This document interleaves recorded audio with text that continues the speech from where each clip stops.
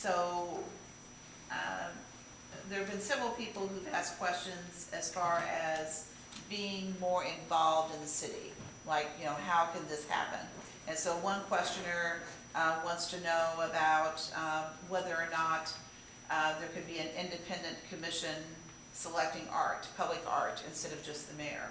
How can more people get involved? How can the books at the CRC be opened? What can we do to attract millennials, younger people to the city? So like all of that together, so transparency in government. You can do it. It's okay. You can do it. Remember that 30-second rebuttal is possible. Okay? And so I can do it this time if needed. So attracting a vibrant group of people to live in the community, for those community members to feel as if they have participation in the community, such as helping to select public art as an example, and then the books at the CRC. So we'll have 1 minute on the clock, and then I'll add 30 seconds for rebuttal. Okay. Attracting people to our city. I tell a story that my son's grandmother went to Shortridge High School, grandfather went to Broadville High School, and his mother went to North Central. All great places, but their education got them there but didn't keep them there. Attracting millennials is investing in our community for long term. And that's what we're seeing in Carmel. We're reinvesting in our community, and we're getting that second and third generation wanting to come to Carmel and invest in our own homes. Art, I'm not sure, again, the council can approve the dollars, but we don't get to pick the projects. The CRC, the books are open. I don't think there's any closed information. The books are open. Okay, thank you, Mr. Kimball. Moving next to Ms. Minott. Well, as a member of the City Council, I would see myself as a steward to ensure that citizens have access to the information that they are entitled to have in order to assess how government is doing. Now, I do understand that at times there will be issues, particularly when we're dealing with potential economic development projects, and there are rules and laws regarding confidentiality, especially if you're dealing with a publicly traded company. So there will be times when you as the citizen won't be able to see everything, but I am committed that I will make sure that you have access to everything that is permissible. And I think as far as getting greater citizen involvement, particularly among the millennials, it's just a function of hitting the spots that they're interested in and keeping a level of communication. I think it's something we do need to work on, and I would expect that it would be a priority as a council member for me. Thank you, Ms. Minott. Mr. Howard. Yes, so looking at this issue, the overarching issue for me is honestly listening. Listening to our constituents, listening to the people that actually live here and the people that are attracted to come here. If we act on that, I think that is the most effective way to deal with the arts. We have key focus groups. We bring the people in. We encourage independent artists. We have to change the current system that's in place. I mean, approving money and then we don't have any say in what art gets selected, it sounds a little ridiculous. As far as millennials, again, it's honestly going to them and listening to what they have to say. What's going to energize them most about being in Carmel, like my family was. Thank you, Mr. Howard. Ms. McNear. I believe that in order to attract millennials, we as a community need to practice cultural humility. And what I mean by that is we have to come out of our comfort zone and our own realm of knowledge, and we have to extend ourselves to what is foreign to us. That means what's important to the young people. What are they doing? Jazz concerts. We used to have them downtown in Carmel before they put the other side of the millennial. My daughter was one who took music lessons down there, and they had their concerts right in the open venue out there where that Chop Anthony's is, the steakhouse. bring those things back. That's what millennials are interested in. As far as the arts, they want it all. They want everything that is about arts. That's what keeps young people growing. It keeps them interested in a community. And those are the things that we need to focus on. Cultural humility. That expands way beyond race and economics, socioeconomic status. It is getting down low and breaking down those barriers to understand what others want and need and meeting those needs. Thank you, Ms. McNear. And Mr. Nelson? Thank you. So, two of these 3 points are all kind of focused on a lack of transparency. And again, I come back to that is a major concern of mine. Talking about opening up the CRC books and talking about, being able to choose the artwork in the city, that's transparency. That means that citizens, that the residents of Carmel don't feel like they have an opportunity to have a say in anything. Regarding millennials, because I'm in search, I'm dealing with this all the time. When candidates I'm working with are looking to make a move, they're looking at the quality of life. Quality of life here in Carmel is very high, if you can afford it. And the challenge that millennials have is they can't afford to live here. So if we want to attract them, we need to come up with solutions. And it's not going to be an easy solution. I know housing is expensive here. Trust me, I live here. And I've lived here for 15 years. But if we're going to attract those people, we have to come up with a solution. Thank you, Mr. Nelson. So 30-second rebuttal. 30 seconds now. Okay, so the only sign you'll see at the end is stop. All right? So stop, remember, means stop. All right? So we'll go back in the same order. So Mr. Kimball? I think we're doing a great job of attracting millennials. We're not attracting every millennial, but we are attracting a lot of highly educated millennials with our housing choices. All you have to do is look along the Minott, what's going on. As far as the arts, we haven't gotten rid of jazz on the Minott. It simply moved due to construction at the Palladium. We have it called Music on the Minott. So we haven't gotten rid of all that. We're creating late night on Main Street, which will be this Saturday. Everybody will come out. Thank you, Mr. Kimball. Ms. Minott? I agree with Bruce in the sense that while I want to be sure we keep millennials engaged, I don't see that they're really missing here. Any event that I go to in Carmel has a wide range of ages and economic diversity, and I think that all people feel welcome here and they do choose the events that they desire to participate in. Thank you, Ms. Minott. Mr. Howard? Yes, so again, I think this issue circles back to my 2 main points in the beginning. We need better communication, more community engagement, and we need to look at affordable housing for everyone. Thank you. Thank you, Mr. Howard. Ms. McNear? Over the weekend, I was in the airport and I saw a young couple, millennial couple, and they had Butler University gear on. And I stopped and I asked them who they were, and they said that they used to live in Carmel in a nice home that was inherited, but they couldn't afford the house any longer.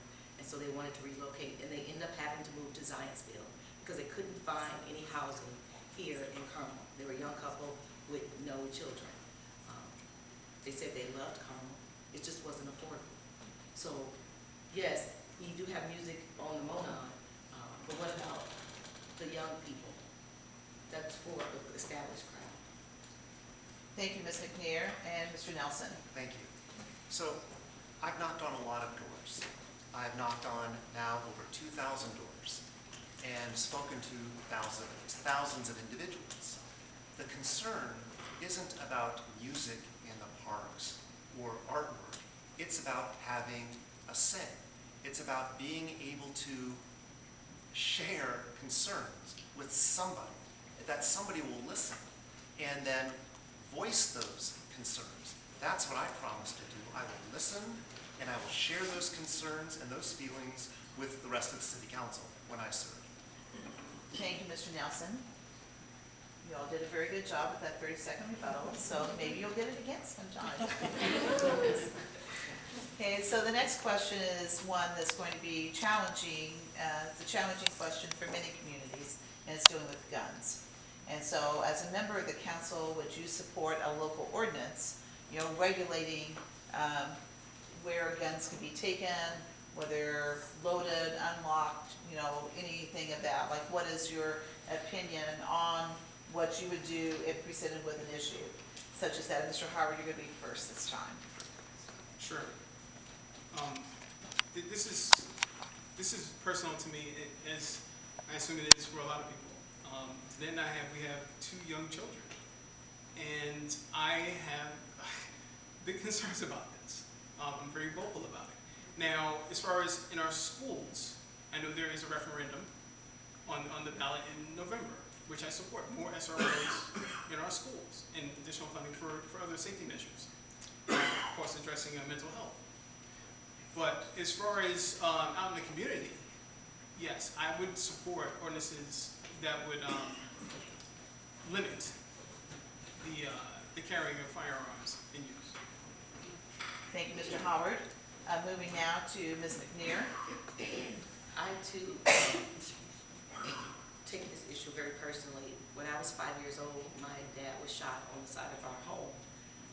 His life changed forever. Our lives changed forever because of gun violence. And so, yes, I would support that ordinance for guns to be limited and controlled. And I too support the SROs in the schools as well. Thank you, Ms. McNear. Ms. Minott. This one is a tough one for me because as a lawyer and as someone who studied the Constitution, I would prefer to see guns regulated at a state level rather than a local level, because I think it becomes difficult for people to manage differing requirements as you cross from one city line into another. So I do think that as a city councilor, if I were looking at an issue like this, I would try to convince the members of the council that we would be better served to address gun regulation on a state level. That being said, I also feel that any regulation of guns has to be closely evaluated with how it aligns with our Second Amendment rights. And it's difficult to answer that in the abstract. For instance, I do support the state law on red flags. I think that's a very helpful law. But I think to just, in general, talk about gun regulation, it's a dangerous topic. Thank you, Ms. Minott. Mr. Nelson. Debra, I'm sorry.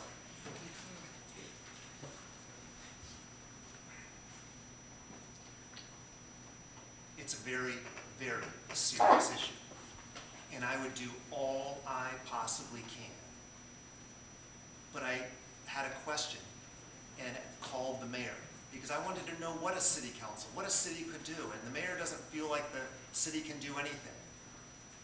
I don't know what the issue is, but I will fight like hell to make sure we limit the guns and remove guns from people's hands, because guns are dangerous. Thank you, Mr. Nelson. Mr. Kimball. Yes, like candidate Minott, I agree that we tackle this on a state level. I'm very concerned about it. I support the red flag legislation. If there were to be red flag, a possible waiting period. But again, this needs to be addressed at the state level. It's not a simple answer. I was a former NRA member, not any longer, but I think they've lost their direction. So I do support some legislation at a state level. Thank you, Mr. Kimball. Our next question will first go to Ms. Minott. What thoughts or ideas do you have on bringing Carmel Republicans and Democrats together, other than on the stage, of course, to make our community better? So how will all voices be heard to improve the community of Carmel? Ms. Minott? Well, I too, like Miles, have visited many voters going door to door, and I recognize that there already is, I think, more political diversity in the city than has often been believed to be the case.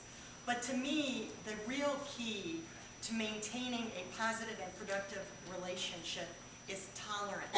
Tolerance of different ideas, tolerance of different views, a recognition that it's okay to have a different view, to disagree with someone else, but still be able to work together to reach a common and good solution for the whole. Thank you, Ms. Minott. Mr. Kimball? That's me.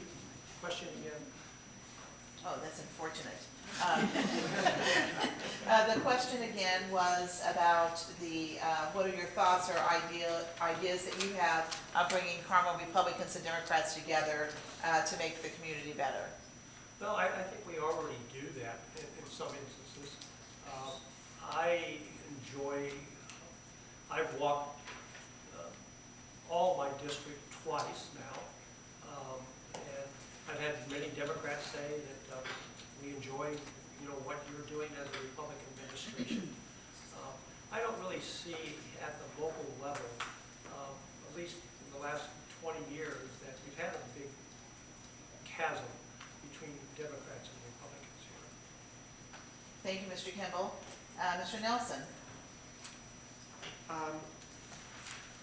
So what makes the West District really interesting is that it has the highest diversity rate in all of Carmel, about an 18 to 20% diversity rate. There are places you'll walk and at 6, 7 o'clock it smells incredible. Much better than I'm able to cook. Democracies are meant to be messy. And for too long, for Carmel's entire history, there has never been a Democrat to serve on Carmel City Council. So take that in for a second. It's hard to have a diversity of opinion when it's always just one singular group. It is time for a change in Carmel, and this is the time to do it. And so I'm asking again for your support. Let's bring democracy to Carmel. Messy stuff, we come together, we argue, we compromise, and we come up with a solution that we're all happy and satisfied with. Thank you, Mr. Nelson. Mr. Howard? Yes, it's a very simple answer. Elect Democrats to the city council.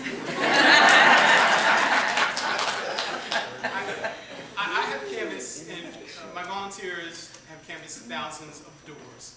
And we are knocking on doors that are Democrat, Republican, Libertarian. We're just talking to people in general. We don't see political affiliation. I'm running because I want to represent all of Carmel, not just Democrats and not just Republicans. So yeah, it is time to come together and have good conflict so we can progress Carmel the right way. Thank you, Mr. Howard. Ms. McNear? Yes, I totally agree. We do need to elect Democrats, and I too am canvassing and visiting different homes.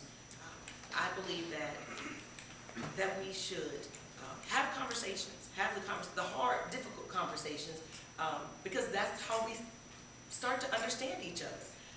Democrats, Republicans, it doesn't matter. When you get to the core of people and what they need, those things don't change. They're the same, no matter what the political party is. The core of us as human beings is that we all have basic needs that need to be met, and we want to live in communities that we can live and thrive in. And so we should represent that at the top of our leadership, because I believe if we show it at the leadership level, at the top of our city, it's going to trickle down into our communities. Thank you, Ms. McNear. Our next question will go to you first. Okay. All right. And this questioner, I'm also going to combine a couple